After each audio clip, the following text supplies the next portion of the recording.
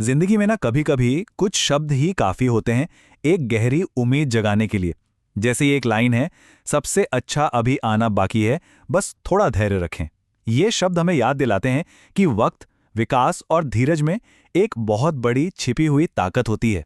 और सच तो ये है कि हम अक्सर इसलिए दुखी नहीं होते कि जिंदगी मुश्किल है, नहीं, बल्कि इसलिए कि हमें लगता है ये अभी अधूरी है। आज हम जो भी बेचैनी महसूस कर रहे हैं उसे ही हम अपना आखिरी फैसला मान लेते हैं। हम देरी को एक तरह का इनकार और धीमी रफ्तार को नाकामी समझ बैठते हैं। तो सवाल यह है कि ये बेचैनी आती कहाँ से है? इसकी जड़ क्या है? असल में हम सब ना जिंदगी की जो अपनी एक धीमी कुदरती रफ्तार है और ये जो आज की दुनिया की तेज तर्रार मांगे हैं, उनके बीच कहीं फंस कर रह गए हैं। आज की हमारी दुनिया बस एक शब्द पर चलती है, तुरंत। हमें हर चीज फौरन चाहिए, और इसी एक उम्मीद ने धीरे धीरे हमारे अंदर की सब्र को, हमारे धैर्य को खत्म कर दिया है। टेक्नोलॉजी ने हमें तत्काल संतुष्टि का आदी बना दिया है। एक क्लिक पर खाना आ जाता है, एक पल में मैसेज पहुंच जाता है, कोई भी शो, कोई भी फिल्म, सब कुछ बस एक इशारे पर हाजिर है। और इस अभी वाली संस्कृति में अगर किसी भी चीज में जरा सा भी वक्त लगता है तो हम उसे अधूरा या नाकाम मानने लगते हैं। इंतजार करना जैसे कोई कमी हो, कोई खामी हो। और ऊपर से ये जो हसल कल्चर है, यानी हमेशा भाग दौड़ में लगे रहने की सोच, ये हमें चौबीसों घंटे काम करने के लिए उकसाती है। और नतीजा अक्सर होता है बर्नआउट, यानी शारीरिक और मानसिक थकावट। और पता है धैर्य का सबसे बड़ा चोर क्या है? तुलना। सोशल मीडिया पर जब हम दूसरों की सफलता की चमक दमक वाली तस्वीरें देखते हैं ना, तो हमारा बचा कुचा सब्र भी जवाब दे जाता है। हम अपनी कहानी के पहले पन्ने की तुलना किसी और की कहानी के बीच के अध्याय से करने लगते हैं, और नतीजा बस एक ही एहसास होता है कि हम कितने पीछे रह गए हैं। लेकिन क्या हर इंतजार का मतलब एक ही होता है? क्या हर देरी बुरी होती है? शायद नहीं। चलिए इंतजार को समझने के लिए एक नया नजरिया अपनाते हैं। देखिए, इंतजार ना दो तरह का हो सकता है। एक होता है निष्क्रिय इंतजार, मतलब जब तक कुछ बदलेगा नहीं, मैं तो यहीं फंसा हुआ हूं। ये एक लाचारी वाली फीलिंग है।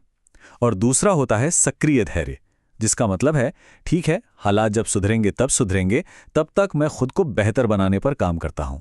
ये ठहराव नहीं है, ये तैयारी का दौर है। और हाँ, सक्रिय धैर्य का मतलब आलस बिल्कुल नहीं है। इसका मतलब है बिना घबराहट के शांति से आगे बढ़ते रहना। ये एक हिम्मत भरी स्थिर चाल है, जिसमें हम हर पल इनाम की उम्मीद नहीं करते और ना ही डरकर कोई फैसला लेते हैं। इसमें मंजिल से ज्यादा सफर पर ध्यान होता है। अगर हम इतिहास को देखें ना, तो एक बात साफ नजर आती है। महानता को अक्सर एक लंबे, खामोश तैयारी के दौर की जरूरत पड़ती है।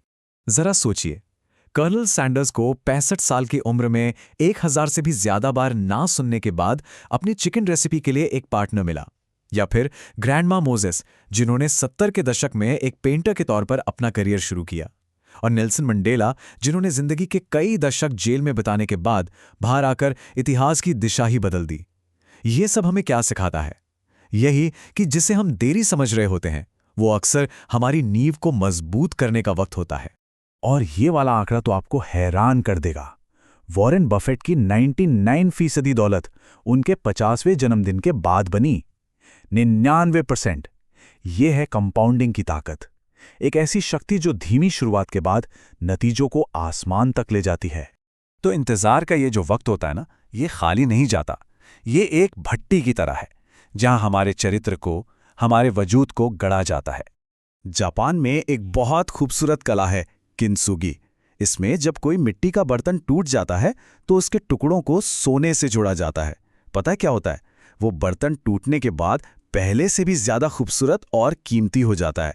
उसकी दरारें ही उसकी खूबसूरती बन जाती हैं। हमारा इंतजार भी कुछ ऐसा ही है। यह हमें तोड़ता जरूर है, पर जब हम जुड़ते हैं तो पहले से ज्यादा मजबूत और खूबसूरत हो जाते हैं। और इसी धैर्य से हमें कुछ ऐसे अंदरूनी गुण मिलते हैं जो किसी भी बाहरी सफलता से कहीं ज्यादा कीमती हैं, जैसे मन की शांति, भावनात्मक समझ, विवेक और खुद को जानने का मौका। कभी कभी जिंदगी में सबसे अच्छी चीज जो हमें मिलती है, वो ये नहीं होती कि हमें क्या मिला, बल्कि ये होती है कि इस सफर में हम क्या बन गए। तो याद रखिए, हमारी आज की जो स्थिति है वो हमारा आखिरी मुकाम नहीं है। ये कहानी अभी अधूरी है, ये अभी खत्म नहीं हुई है। एक मूर्तिकार कभी संगमरमर के पत्थर से नफरत नहीं करता, क्योंकि वो अभी अधूरा है। वो जानता है कि उसे तराशा जा रहा है। तो फिर हम खुद से नफरत क्यों करें? सिर्फ इसलिए कि हम अभी बनने की प्रक्रिया में हैं। ये एक बहुत जरूरी याद दिलाने जैसा है कि इस सफर में खुद को आंकने की बजाय अपने लिए थोड़ी करुणा रखें। खुद को एक अधूरी कलाकृति की तरह देखें, जिसे अभी भी धीरे धीरे तराशा जा रहा है। तो ये जो खामोशी है ना, जिसमें शायद अभी कोई खुद को महसूस कर रहा है, ये कोई गलती नहीं है। इसे संगीत का एक ठहराव समझिए, एक रेस्ट नोट। क्योंकि इसी ठहराव की वजह से संगीत में खूबसूरती और मतलब पैदा होता है। हो सकता है आपकी जिंदगी की ये खामोशी भी उसी संगीत की तैयारी हो जो अभी बजना बाकी है। तो ये सवाल खुद से पूछना बनता है कि इस इंतज़ार में, इस खामोशी में कौन सी खूबसूरती गढ़ी जा रही है। शायद ये इंतज़ार खाली नहीं है, शायद ये एक तैयारी है उस सबसे बेहतरीन चीज़ के लिए जो अभी आनी बाकी है।